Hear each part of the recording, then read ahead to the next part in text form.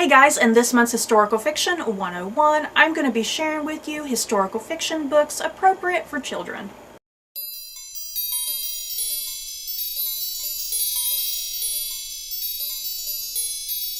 So, the reason that I love historical fiction so much is that I got introduced to the genre at a pretty early age. And I think that is seriously what explains my obsession with historical fiction as a whole, because of certain types of books that I read as a child. So what this whole video is, it's just a list of recommendations, historical fiction that I think are appropriate for children. You know, a good starting place to get kids into history without overwhelming them. And I do feel a little bad about this list because I feel like it's really generic and really like American focused, if that makes sense. I just wasn't quite sure what else to put on this list because the books on this list are books that I am personally familiar with because I am an American, and this is kind of what was in our libraries. So definitely down in the comments below, if you're not American, I'm definitely curious what books you guys read in your country that you consider appropriate for children that have some sort of historical fiction setting to it. So the first series of recommendations here, obviously the American Girls series. I loved this series when I was a kid. Yeah guys, I went to the library practically every week at my elementary school. I was constantly picking up these books. And what the American Girls series is about, it follows American girls throughout American history. And since the girls are little girls, other little girls like me, you can relate to their story and understand history through them. So just to kind of run down a few of the girls in this series, we have Samantha, who comes from the 1900s, the early 1900s, and Samantha was always my favorite, you guys. I loved Samantha's little books. And then we also have Addie, who comes from the Civil War era. Then there's Felicity from colonial America, Molly, who has a World War II setting, and yeah, the list just goes on. There's a lot of American girls, and yeah, we all know that they come with those dolls, and I never got a doll. I always wanted an American Girl doll because I always wanted Samantha. So moving on from that, my next series of recommendations here come from the Royal Diaries series, and I wish I had gotten into this series more, yeah guys, because the only book I have in my collection is this one focused on Anastasia Romanoff. Because I had an obsession with Anastasia back in the day when I was in elementary school. So yeah, this is my only one that I have in the collection, and especially since I'm into European history, I wish I had got all of the books because, yeah, I'm going to read off some of the women. The Royal Diaries series, it goes through women like Elizabeth I, Cleopatra, Isabel of Spain, Marie Antoinette, like I said, Anastasia, also Queen Victoria.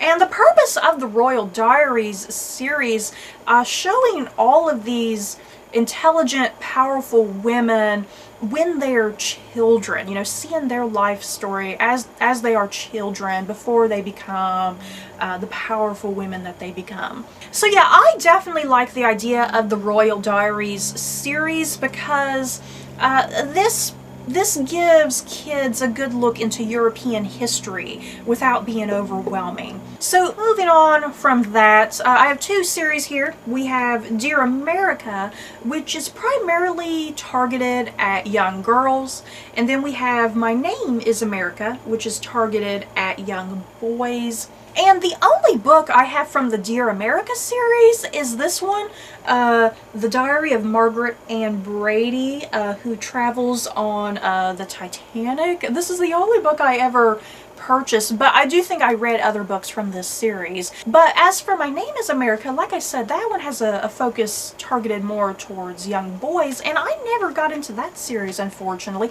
I don't think that became a series until after I became a teenager, I want to say. I'm not quite sure. But yeah, I never got into that series. So yeah, over here on the side, I'm just running down a list of, pictures of some of the covers, some of the topics. And like the American Girls series, Dear America and My Name is America, these books are done in a journal style, just going through various different events in American history, following all sorts of different people, whether that be a slave during the Civil War or a Native American, just all of these children during wartime or just some huge important event in American history. So moving on from that, when I was a kid in elementary school, the movie Titanic by James Cameron came out, and I think I was about 10 or 11 when that movie came out, so I had a huge obsession with Titanic. More specifically, I had a huge obsession with Leonardo DiCaprio, you guys. So yeah, my obsession of the movie Titanic, that really got me into just Titanic literature as a whole. So my next books that I have here for recommendation, books about the Titanic, but for children. I have to do a close-up of this series because I love the format of these books, because you put the whole trilogy together and it forms the Titanic up here on the top. But yeah, this is a trio of books for kids, really tiny. See how tiny they are? They're super tiny, taking place on the Titanic. And these are by Gordon Corman, and it follows a group of 4 kids. These 4 kids come from vastly different backgrounds and circumstances, and yeah, how the 4 of them team up on the Titanic, and are they all going to make it out alive? Another Titanic related book for kids I have here is White Star, A Dog on the Titanic, and this is definitely for super little kids. You guys, if you have a super little kid, maybe a kid who's about, I don't know, 6 or 7, something like that. If they can, I'm assuming they can read by 6 or 7, correct? I don't know. I don't have children of my own, so I don't know. This is definitely for super little kids, focused on this little boy and this dog. And it's just so sad and adorable, because the Titanic did have dogs on board, and I believe all of the dogs died, I want to say, because they were all locked up in their cells when the ship got hit by the iceberg. So yeah, this is just about this boy and this dog. And then my last Titanic related book for children is Titanic Crossing by Barbara Williams. I freaking love this book, you guys. I haven't read it in such a long time, but I remember loving this so much. And yeah, it follows this boy who I think is about 13 years old. So yeah, this kind of is targeted right at the preteen age. For kids, if you will. And yeah, it follows this boy named Albert. His father has recently died. He's traveling on the Titanic with his sister, his widowed mother, and his uncle. And yeah, he just has a lot of drama and angst. And yeah, here comes the iceberg, who really messes up a lot of stuff. But yeah, Albert, he has to grow up really quickly once this happens and make a lot of difficult life decisions. So moving on from that, also when I was a kid, I also developed an early fascination with World War II, you guys. I don't know what that says about me. Does that make me a morbid child?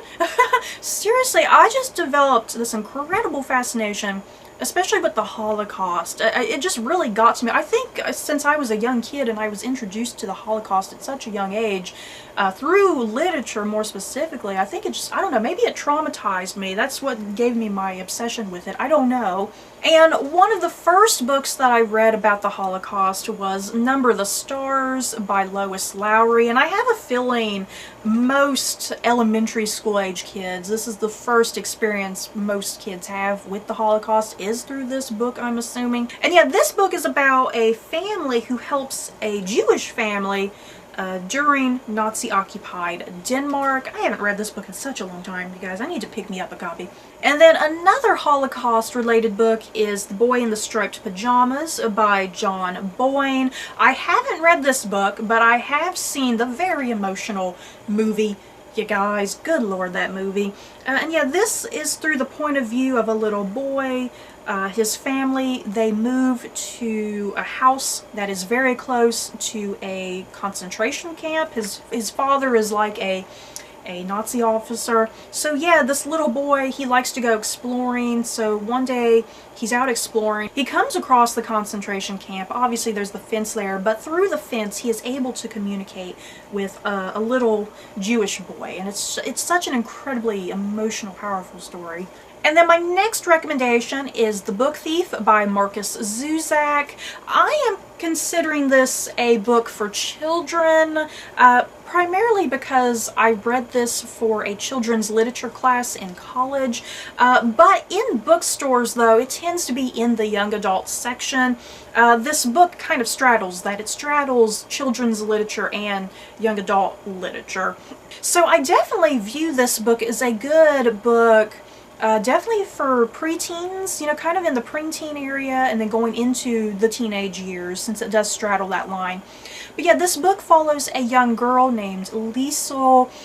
She's a book thief. She likes running around stealing books. And she ends up getting adopted by this German family. And yeah, this whole novel is her story told through the point of view of death. Yeah, guys, how awesome is that? It's really intriguing. Her story of stealing books, the friendships she makes, her relationship with her adoptive parents, her relationship with this Jewish man that they end up protecting at one point. And this is seriously my #1 favorite book of all time. I'm not exaggerating that. If I was on a deserted island and I only had one book to keep me company, it would be this book. I can read it over and over and over again. I think whenever I die, whenever that may be, hopefully it's in the faraway future, I think this will always permanently be my #1 favorite book. So yeah, you guys, that's it for my recommendations for historical fiction that I guess are appropriate for children. In the comments below, what books have I left out? And like I said, a lot of these books are just more common books that we read here in America, so I'm not quite sure of other books that other countries might read, you know, books that you deem appropriate for kids. So yeah, I'm definitely curious what other books are out there. What have I left off? Just list them all down below in the comments. So that's it for this video. I hope you guys enjoyed. Don't forget to like, comment, and subscribe. And if you like this video, you may like these other videos. Bye, guys.